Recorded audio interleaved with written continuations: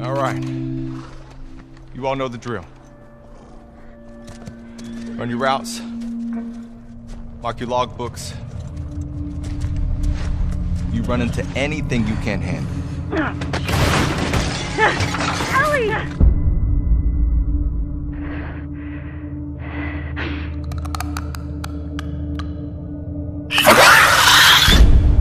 You come back.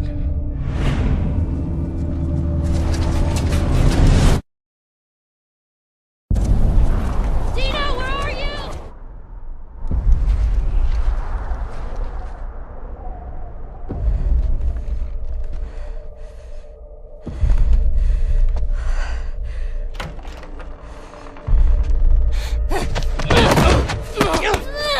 Get off me! Please stop! No!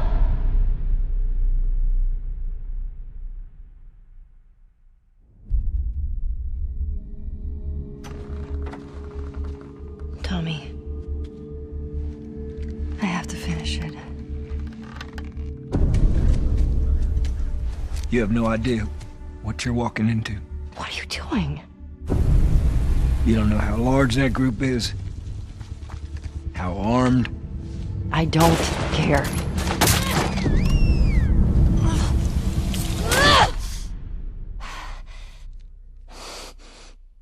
You can't stop this.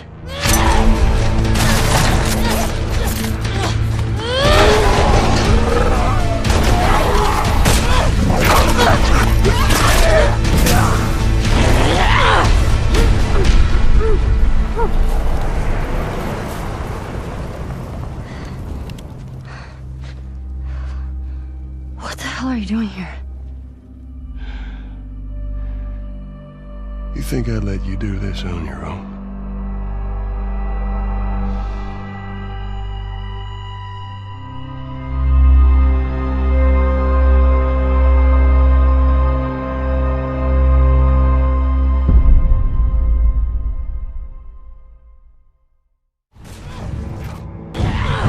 It's been about a year and a half since we showed anything from The Last of Us Part 2. In that time, we've really been kind of like heads down, quiet, because we want to make sure we have the proper time to do this game justice.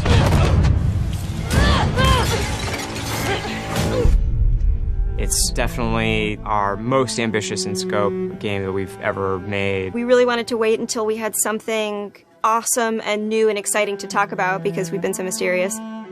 Outbreak Day has always been a way for us to communicate with the fans about The Last of Us. It was like the day the outbreak happened in the fictional world of The Last of Us. And once we had this opportunity to line everything up for Outbreak Day, or in this case, kind of an Outbreak Week, we decided to put out a story trailer with the date of when the game's coming out, and then show the press actual gameplay, let them get hands-on with the game. We're always trying to strike a balance of getting people excited for this game, show them a bit more of a glimpse of the themes this game is about, the cycle of violence, this idea of how far would you go to exact revenge to bring justice to the people you love. And then we also show that Joel is back and you get to see him for the first time. What the hell are you doing here? You think I'd let you do this on your own? So we're coming into that first demo in wintertime where snow covers much of the ground, much of the buildings, all the surrounding areas. We see what's life like 25 years after a pandemic has wiped out most of mankind. We pick up Ellie, who was 14 in the first game, is now 19. She's living in the city, Jackson. Which is where Ellie and Joel have been living for the past 4 years in this sweet settlement. What we come upon is their regular day-to-day life. We're coming in on Ellie and Dina, her best friend, patrolling the outskirts of Jackson, looking for infected to clear out to keep the area safe. Ellie and Dina at this point have been friends for several years, but there's been underlying romance between these two characters. From the demo we put at E3, where you saw this festival and this dance, and these two characters kissed for the first time, this demo takes place the day after. And then over the course of the level, they encounter some truly dangerous things. We wanted, just across the board, to make the enemies more threatening, to raise the tension that we started establishing with the first game. So that means the infected, even the lowest class, the runners, are more dangerous. Something that was really important to us was empowering all of our characters, right, and making them all equal. Ellie, as we saw in the first game, is incredibly capable, but this is a world where you need to be capable to survive, and we wanted to empower everybody. And the way that reflects in combat is, yeah, Dina is way more effective. So when we have Dina going out, while she may seem the less hardened character, she knows how to use a gun, she knows how to stealth, she knows how to kill a clicker as well as Ellie.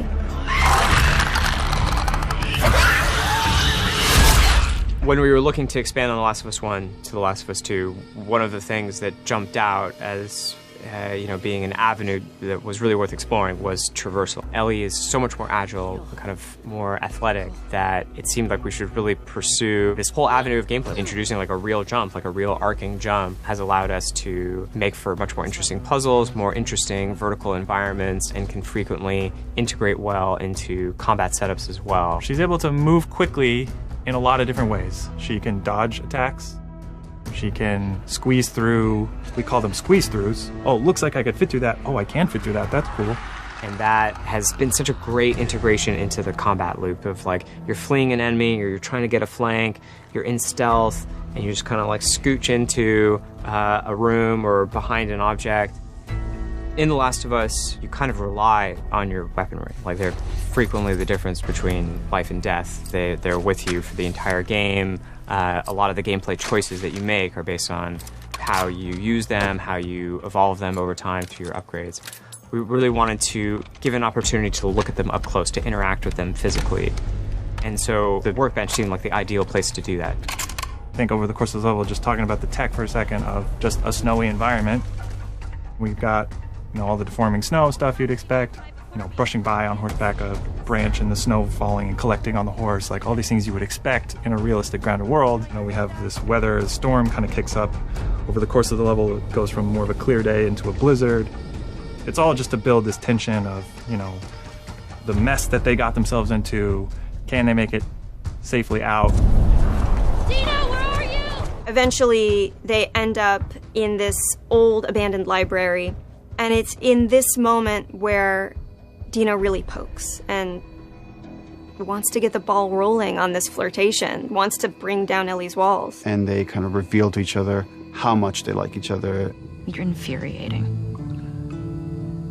Have you met you?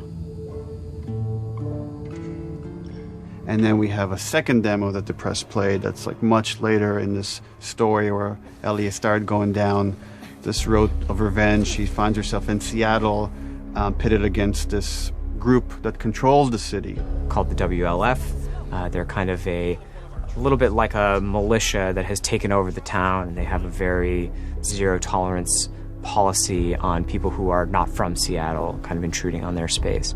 And she hears over the radio that a male trespasser has been spotted, and she knows that the WLF are closing in on him. And so we find her negotiating this abandoned hillside suburb. And she's running into this new enemy type of guard dogs that the WLF are using. Dogs have a new sense of perception to bring to the table, which kind of puts this really interesting wrinkle on stealth gameplay, where so far you've been dealing with sight and sound, trying to stay out of sight, trying to move slowly to be quiet.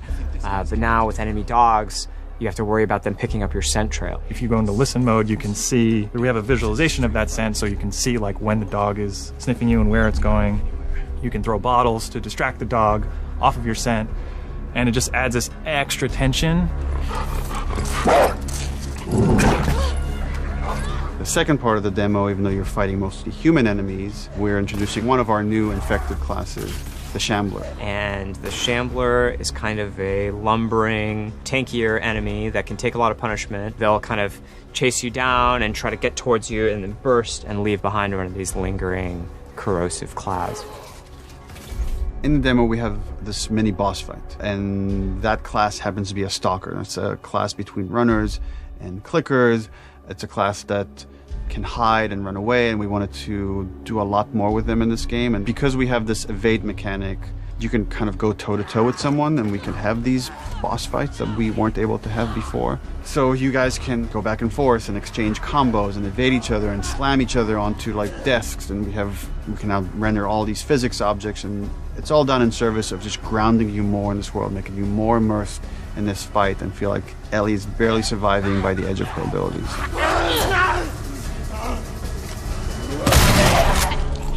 So for The Last of Us 2, we've kind of almost completely overhauled the player upgrade system. For the first time in the game, you're able to learn entirely new crafting recipes just via the upgrade system. These are abilities that make your character feel really different.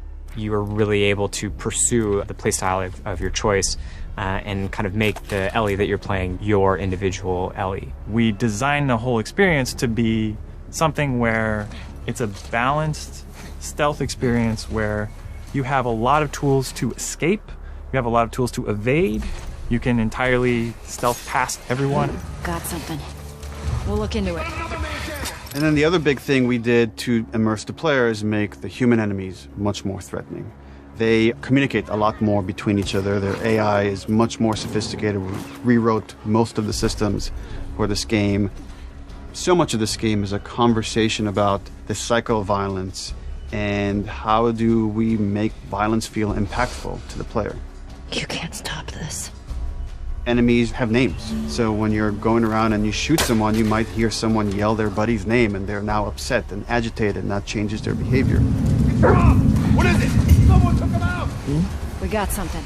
To make a fully realized world, to really honor the impact of this violence, you have to honor every person in it. Nobody's a hero here. The demo is 2 to 3 hours of the game. You're seeing 2 different seasons, 2 different times of the year. It feels like a lot, and it's a tiny fraction of this entire game. And as we get closer to release, we're going to show more and more of the game, but we're going to be very mindful and conscious to not spoil like big things about this game. And I'm just super stoked for people to finally see the whole thing once it's out on February 21st, 2020.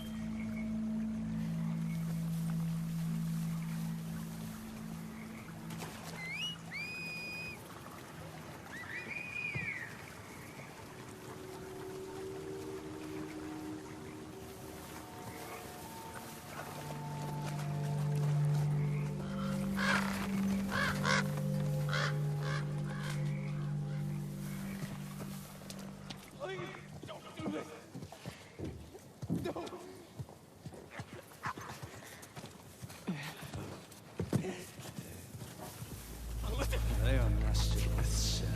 What is... Free. Holy shit! No! No!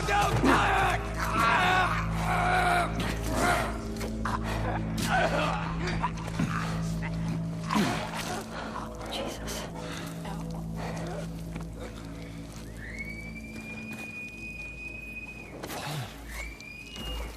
Spread out.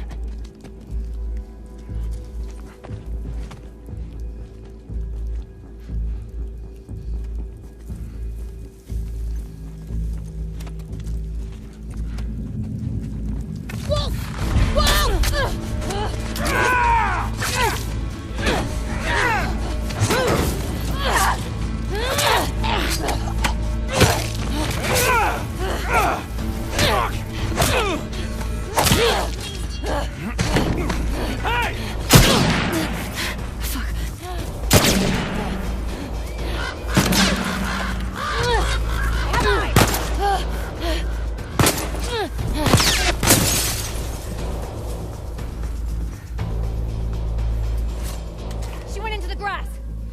Watch yourself.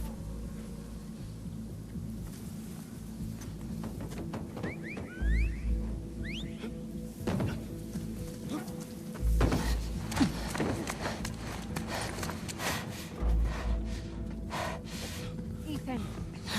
What? Wolf. She came through here. Damn it. Double back. Go.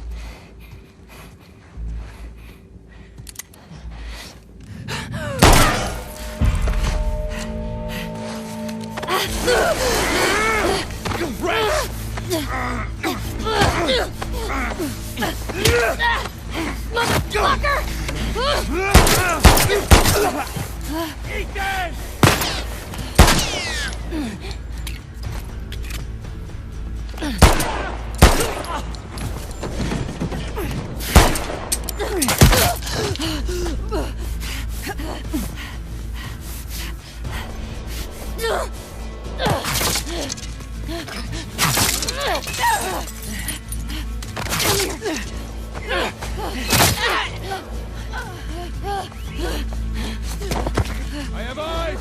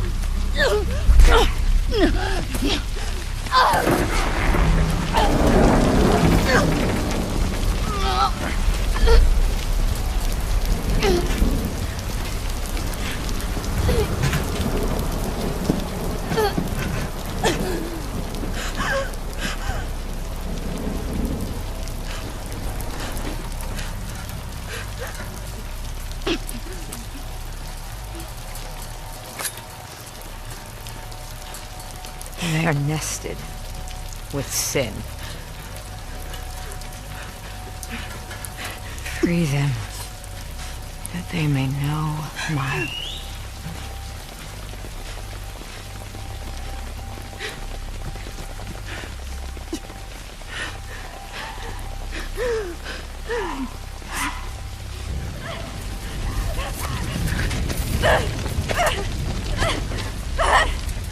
Yara!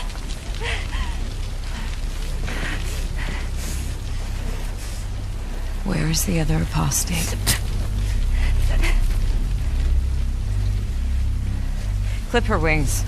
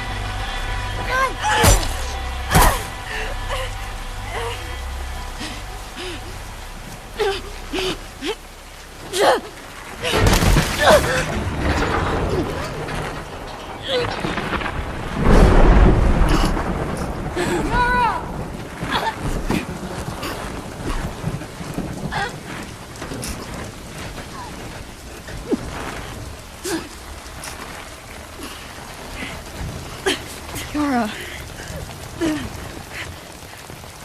Demons are coming. Cut her down. She's one of them. Lev.